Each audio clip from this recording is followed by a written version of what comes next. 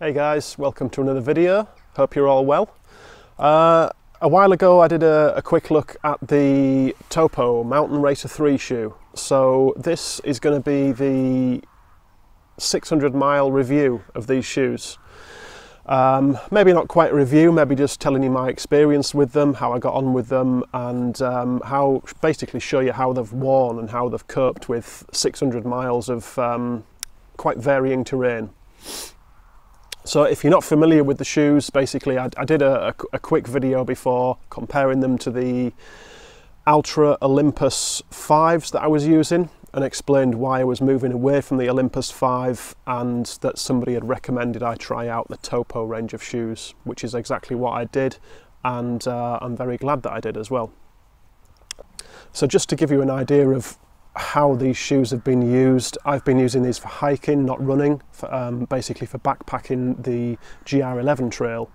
The GR11 is roughly 520 miles-ish, runs from one coast to the other of Spain, across the top of the country, across the Pyrenees Mountains. Crosses quite a few different kind of terrains. I started off in the Basque Country, where it was very wet, very wet. There was a lot of mud. The trails were kind of a cross of hard packed and sort of muddy fields and grassy areas. A little bit of road walking, not much. Then I was into the mountains where the trails became a lot steeper as well. There was quite a bit of scree and loose stuff, very sharp rocks. And it carried on like that towards the end of the trail, where there was quite a bit more road walking towards the end of the trail, to be honest with you. Some quite long road sections. So they've seen quite a variation of terrain of these shoes. The only thing they haven't seen is anything wintry, so no snow, ice, hailstone, nothing like that. Apart from that, they've seen a good mix of trail conditions, both dry and wet. So yeah, let's dive into the first part and look at how they've held up, the durability of the shoe after 600 miles.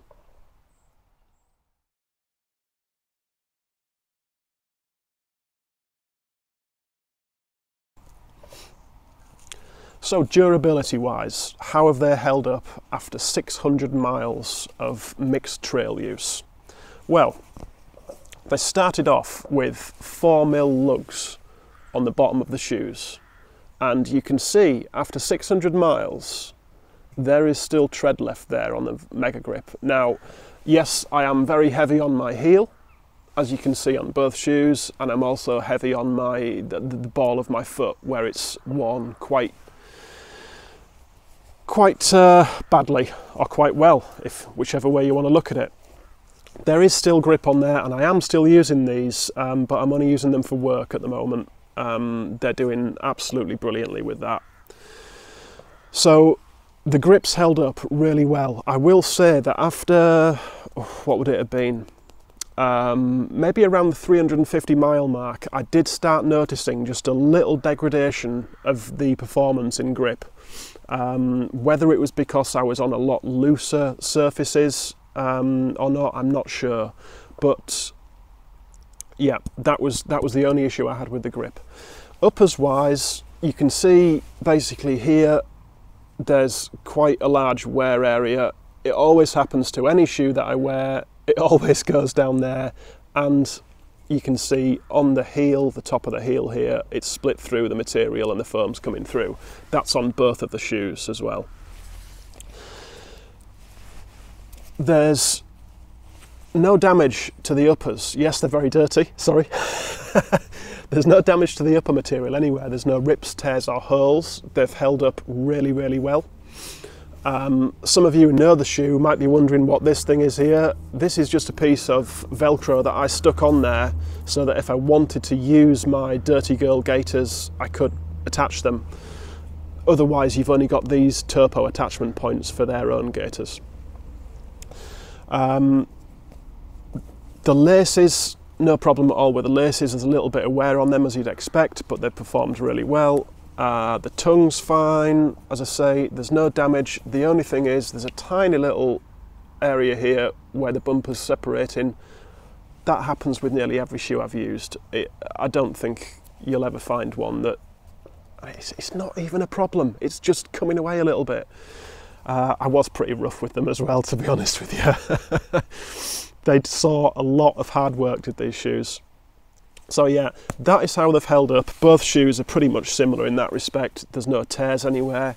I know quite often on the flex point in the middle here, you will get tears forming and holes. Nope, not on these. They've held up really, really well.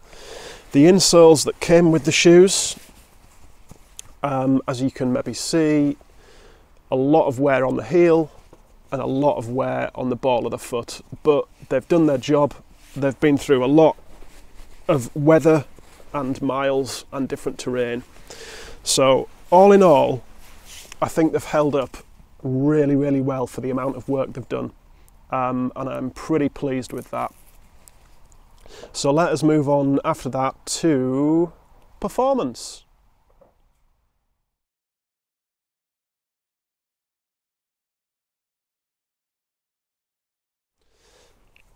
So yeah, performance. As I was saying, the trail did have a lot of varying conditions. In the Basque Country, the problem was the water and the rain. It was just so slippy. Everything had like a little coating of slick mud on top of it. When you were walking across like a grass field, it was like you were skating at times. It was really difficult to get grip.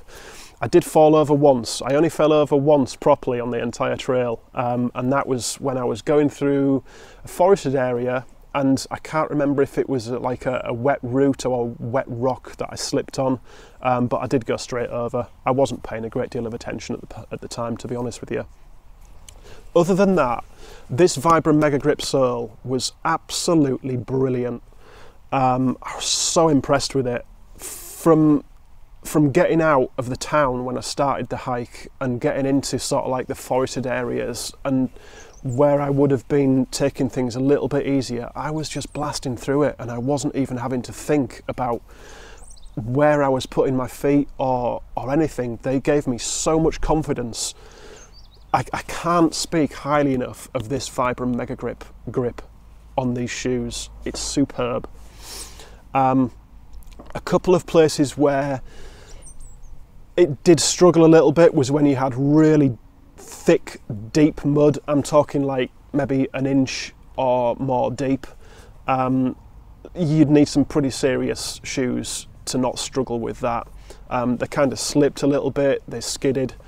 Other places they not fell down, but struggled to cope with was anything really, really loose.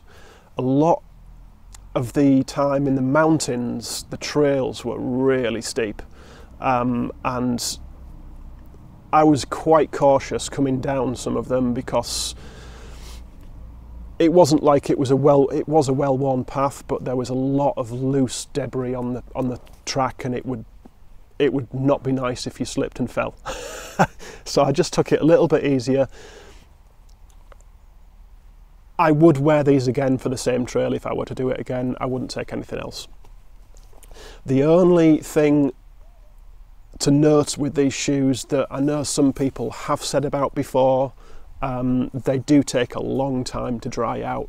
There was one day in the Basque Country where it rained all day, so they got absolutely drenched. And this upper material seems to be quite thick.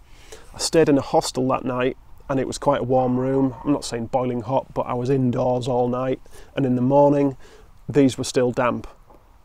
Now, I wear 2 pairs of socks when I'm hiking, so that didn't bother me so much. I didn't really notice it in the morning, but yeah, they were definitely still damp. So if you're wanting a shoe that dries quickly, this isn't the one for you. What else? The laces, I really like. It's only a little thing, but I really like the laces. Compared to the Ultra Olympus laces I have, which I'm wearing at the moment, the laces on those are flat, and I find them really slippy. These ones have got some good grip to them, and they tend to stay tied, if you know what I mean. They don't work themselves undone like I found with the Olympus that they do. A note on how well they kept debris out. I had a big problem with the Olympus 5s that I use from Altra. They've got like a big tongue on the heel of the shoe here. It just acts like a magnet for attracting dirt. I can't trail walk in the Olympus 5 without wearing gaiters because just too much rubbish gets in there. These, I'm not going to say it didn't happen with these, but it didn't happen anywhere near as much. I didn't wear gaiters with these at all. I didn't have to because they were hardly letting anything in at all.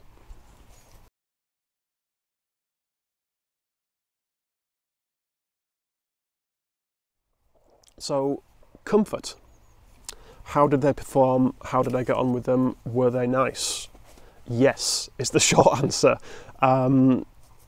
These are probably the most comfortable trail shoes I've ever worn. For me, they offered the best parts of both of the Altra shoes that I used to enjoy wearing, the Lone Peaks and the Olympus. So what I mean by that is that the Lone Peak, I really liked the comfort of them. They were superbly comfortable, but the grip let them down, in my opinion anyway. Also, there was a lot of ground feel there. They were very minimal on the bottom. There wasn't a great deal of cushioning there.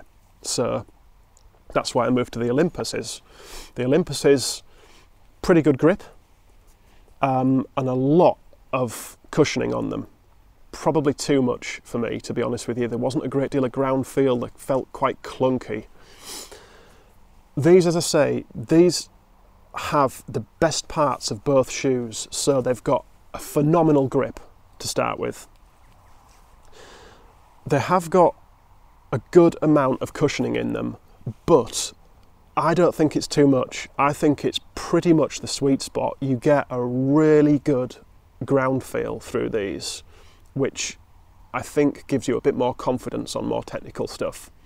The only thing to watch, because there's no rock plate in them on the bottom, if you stand on something sharp and pointy in this sort of region, you are going to feel it through the sole of the shoe. You're going to feel it in your foot.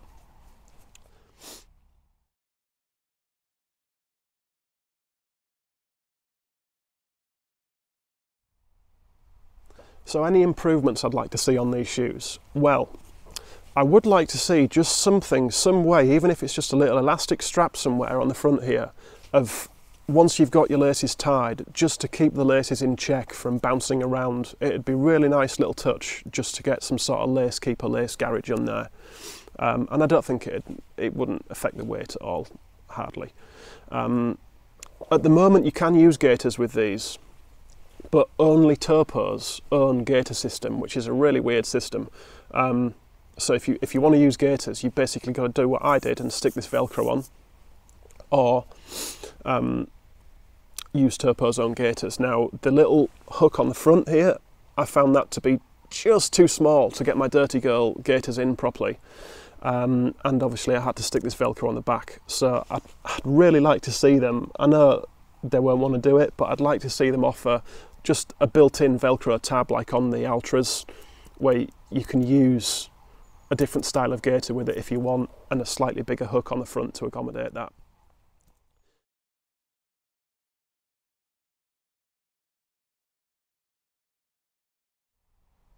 So conclusion, would I buy these again? Would I buy another pair? Yes, I almost certainly will. They do have some other shoes in their lineup, Topo, that I am looking at and considering. Something with a rock plate in the bottom. They have brought out some new models, so I want to have a good look through and decide if this is the one that I want to stick with, or if I want to try something else, because I know that this wide toe box and the fit of the shoe suits me really well. The 5mm drop suits me really well, and really does work for me. So yes, I can recommend these as long as you're not looking out for a shoe that dries quickly, because they don't, unfortunately. That's the one letdown, and to be honest with you, it's not going to stop me buying another pair. So I'll put the links from my previous videos in the description if you want to have a look at the original video of these and see them nice and clean, and see how the tread looked when they were brand new. And I'll also put links into the current GR11 videos that I've got done, it's taking ages to do them because I'm pulling footage from like 4 different cameras. It's crazy. But yeah, it's taking a long time to process them and edit them. But I do have a couple up if you want to see what the trail was like. So I hope that's helped you. I hope if you were thinking about trying a pair of these out, you can see how well they perform. I'd have no hesitation in buying a pair again, knowing full well that they'll last a good 500 miles on trail. That's pretty reassuring to me. So that is everything for now. Take care, folks. Happy trails and enjoy yourselves.